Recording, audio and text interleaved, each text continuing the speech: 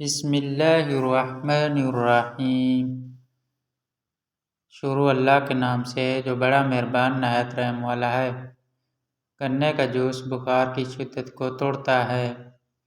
گنے کا جوس ہڈیوں کو مضبوط کرے گا۔ خون کی کمی کا شکار لوگوں کے لیے بہت مفید ہے۔ کالا نمک، سونف، مصری اور اجوائن ہم وزن لے کر ان کی پھکی بنا کر رکھ لیں۔ ہاتھوں پر گائے کی چربی سے مالش کرنے سے سانولے ہاتھ گورے ہو جاتے ہیں۔ سیب کھانے کے بعد پانی پینے سے گلا خراب ہو جاتا ہے۔ نیلے رنگ کے کپڑے پہننے سے رنگ خوبصورت نظر آتا ہے۔ کھانا کھانے کے درمیان کم سے کم 5 سے 6 گھنٹوں کا وقت ہونا چاہیے۔ غصے کی حالت میں کھانا کھانے سے بد ہضمی پیدا ہوتی ہے۔ کسی بھی بیماری کے بعد غذا ہمیشہ کم کھانی چاہیے۔ سیب نظر تیز کرنے کے لیے بہترین ہے۔ مرد حضرات کے لیے دھنیا کا استعمال بہت نقصان دہ ہے۔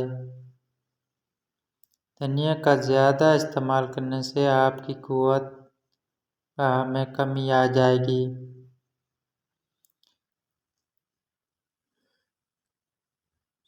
شہد میں دارچینی چینی کے دانے ملا کر کھاؤ۔ کھانے میں نمک کا استعمال زیادہ کرنے سے ہڈیاں کمزور ہوتی ہیں۔ جو کھانا کھانے کے بعد گڑ کا ایک چھوٹا سا ٹکڑا کھا لیتا ہے، اس کا حافظہ کمزور نہیں ہوتا۔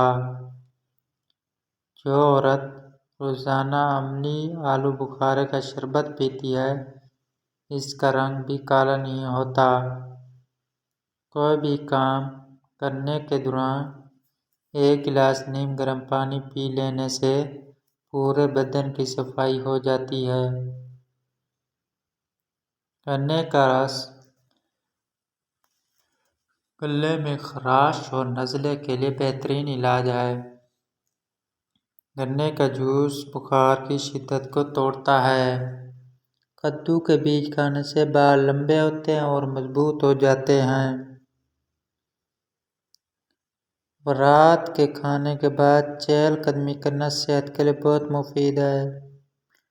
لال مرچ کا زیادہ استعمال کرنے سے معدے اور آنکھوں کو نقصان ہوتا ہے۔ شہد میں دارچینی چینی کے دانے ملا کر کھاؤ۔ دمہ کی بیماری ختم ہو جائے گی۔ کالی مرچ پیٹ کے کیڑے ختم کرتی ہے۔ کوئی کام کر لینے کے بعد جسمانی تھکاوٹ ہو جائے تو پودینے کے پتے چبا لیں۔ حسد، بغض اور رنج و غم بدن کو پگھلا دیتے ہیں۔ نیند کی گولیاں استعمال کرنا چھوڑ دیں۔ سونے سے قبل صرف 1 گلاس دودھ پی کر آپ چین کی نیند سو سکتے ہیں۔